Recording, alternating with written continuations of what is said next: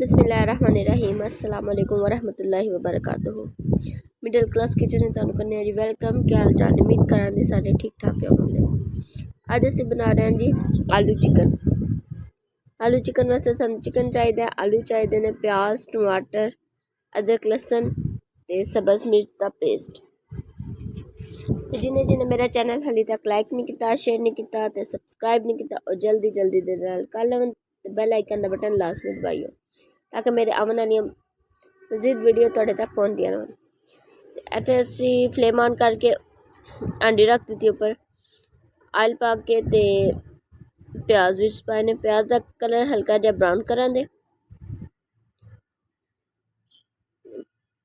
प्याज का कलर हो चुका है ब्राउन ते इहदे विच अदरक लहसुन ते सब्ज़ मिर्च इनू ऐड करां दे ताकि अदरक लहसुन ते सब्ज़ मिर्च थोड़ा सा बनाई करां दे ताकि इन्हां दा कच्चापन खत्म हो जाए। उसके बाद चिकन ऐड करो, चिकन अच्छे तरीके से फ्राई कर लो कि चिकन की स्मैल खत्म हो जाए।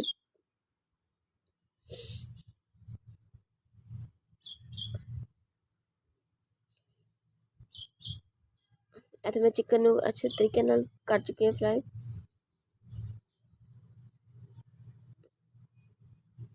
ते जेह्ड़े जेह्ड़े मेरे चैनल ते कमेंट करते हैं मैं उन्होंने शुक्रिया अदा करनी हाँ, देखते हैं मेरी वीडियोस ते कमेंट अच्छे अच्छे ही कराया करो। नाल असी इत्थे टमाटर तो बाद असी दूसरे मसाले चार पाउंदे, सब सुरख मिर्च हस्बे ज़रूरत, हल्दी 1 चम्मच, नमक हस्बे जायका। इनू अच्छी तरह के नाल मिक्स कर लो।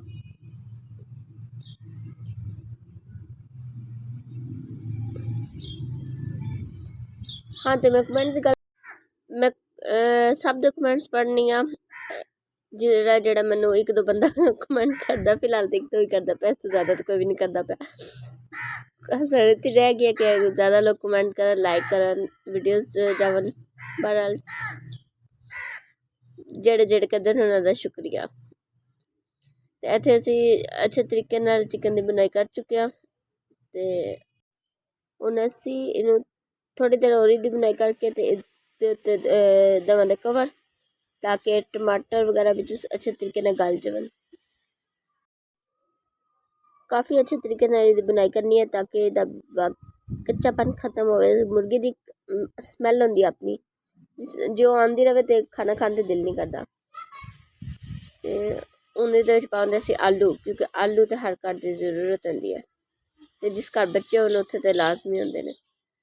आलू डाल के असी कवर दे दें उपर, इन किता बंद ते ना हुण अस थोड़ी देर वेट करांदे ताकि अच्छे तरीके नाल आलू भी गल जावन ते मुर्गी भी सही तरीके नाल गल जाए। इत्थे आलू भी तकरीबन गल चुके ने ते मुर्गी भी, क्योंकि मैं वीडियो कट के बना रही एकदम तो नहीं गल रहा, टाइम लग रहा। अज वॉइस ओवर करते हैं काफ़ी मसला बन रहा है क्योंकि पहले तो नाल ही वीडियो दे बोलना पैंदा, अज मैनू वॉइस ओवर करना पै रहा सी। पिछे कोई आवाज़ा बड़ियां अजीबो गरीब जी आमदियां पियां, इस वास्ते मैं फिर उन्होंने कवर तो करना सी।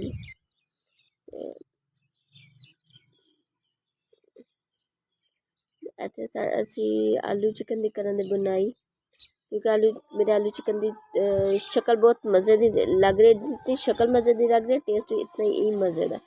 तुसीं ट्राई करियो। अक्सर घरों में तो नॉर्मली आलू गोश्त इस तरह बनता है, लेकिन कुछ लोग और हर किसी का अपना अपना स्टाइल होंदा बनाने का। इत्थे आलू चिकन मेरे यमी यमी तैयार। हुण इहदे च असीं पाउंदे पानी ताकि शोरबा भी तो सानूं चाहिदा है, किसम शोरबे नाल रोटी खाने दा भी दिल करदा ना। इनू तू करांदे हुण कवर, जिस मुकम्मल तौर पर तैयार हो चुका है फिर तुहानूं मिलांदे।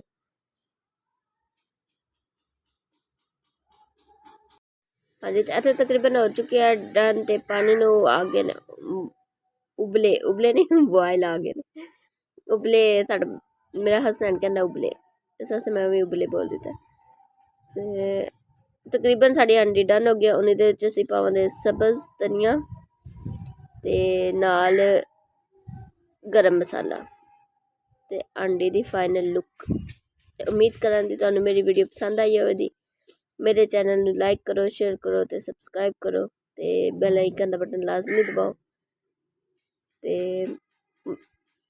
लुक चेक करो दी कि कितनी ज़बरदस्त है, खाने च भी इतना मज़ेदार। अल्लाह हाफिज़। अगली